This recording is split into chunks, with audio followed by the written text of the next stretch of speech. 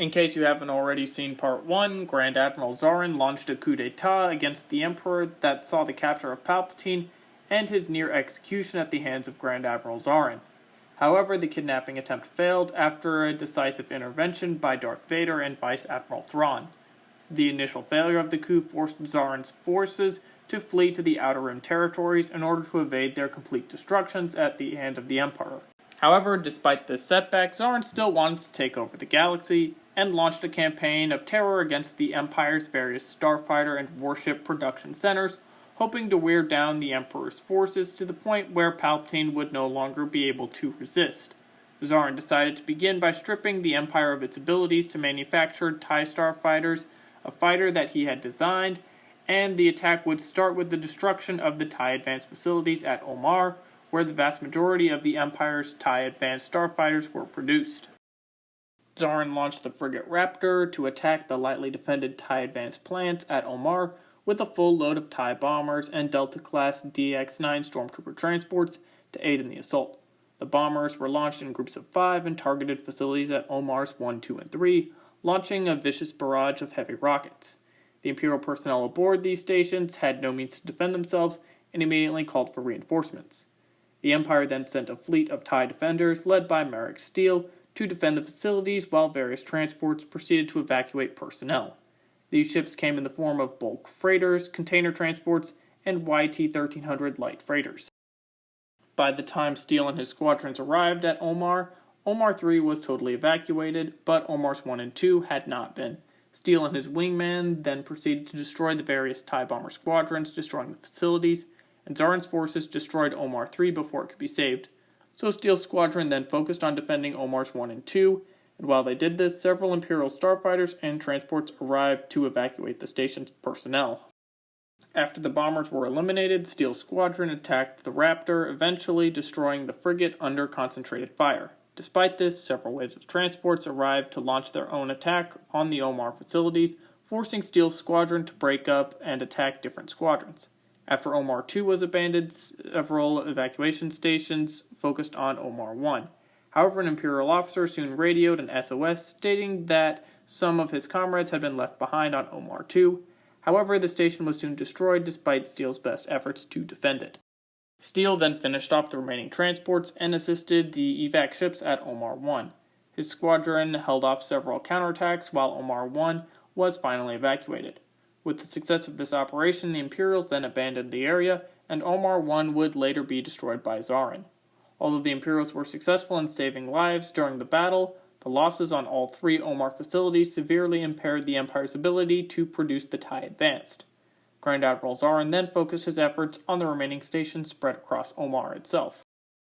Eventually, only one plant, being ZA-13, was left in operation, forcing the Empire to defend this station in an effort to continue its production of the TIE Advanced. The first battle of ZA-13 then ensued, as it was manufacturing hyperdrive units which Demetrius Zaarin's rogue Imperial forces needed. Then Vice Admiral Thrawn was instructed to capture the facility, as Zaarin's forces had destroyed a lot of the Empire's own manufacturing facilities after his insurrection forces had captured the area. The Imperial attack was once again led by Merrick Steele, who took 3 TIE Defender starfighters to sweep the area of Zaarin's forces. The factory was lightly defended with mostly TIE Avengers, which Steele and his wingmen cut through easily. The factory itself remained neutral during the battle due to the fact that the station's personnel were neither loyal to Zaarin nor the Empire. Steele also disabled various freighters and transports that were attempting to make off with equipment that Zaarin needed. Imperial forces then possessed the stolen goods and left the ships themselves to be finished off by Steele. Steele was soon to return, leading an attack force in the second battle of ZA-13, and due to the fact that the area was not entirely loyal to Zaarin, the factory did not need to be disabled by the Empire. There were also no craft defending the station, so once it was captured, it became operational again. However, some Alpha-class XG-1 Star Wings arrived and began harassing Steele and his wingmen. Soon after the arrival of the gunboats, CR-90 corvettes from the Kulpler group arrived to provide heavy fire support, and as Steele's fighter group had been armed with proton rockets, they proved to be no threat. Throughout the battle, craft were docking with the factory to restaff it and to supplement the staff on board that had remained loyal to Palpatine. Zaarin's forces harassed a number of the shuttles, meaning that Steele had to keep an eye on both them and the capital ships attacking the factory. After the Empire won the day, ZA-13 would also be attacked by the Rebel Alliance, and during the battle, Imperial High Command noticed that some of the starfighters were equipped with mag-pulse warheads and wanted to acquire the technology to get an edge over Zaarin's forces. The second attack on Omar was once again an attempt by Admiral Zaarin to disable the Empire's ability to produce TIE Advanced. This offensive would leave Zaarin with a technological advantage over his Imperial adversaries, as he could still produce his own TIE Advanced starfighters. He intended to achieve this by destroying the platform ZA-13 and the only remaining TIE Advanced facility on Omar that had recently been upgraded and retrofitted in a last-ditch effort to continue production for the Emperor. Thrawn then led an attack on the RS-32 to acquire the mag-pulse warheads from the Rebellion. Although the mission was a success, Zaarin used the opportunity to destroy ZA-13 along with most of the remaining TIE Advanced facilities, and this was a serious setback for the Empire's manufacturing capabilities. Even worse for Papa Palps was that Zaarin had successfully tracked down the strike team that was leading the attack on RS-32 and sprung a trap. Marek Steele then arrived with his TIE Defender armed with mag-pulse warheads to disrupt the Grappler's weapon systems, and as he dogfighted multiple TIE fighters, RS-32 was destroyed by TIE bombers, then turned onto Skeletor. Steele wasted no time in intercepting the bombers, but things got more complicated when a strike-class medium cruiser called the Serpent arrived, and the Nebulon B-2 frigate Shadow were closing in on the Skeletor.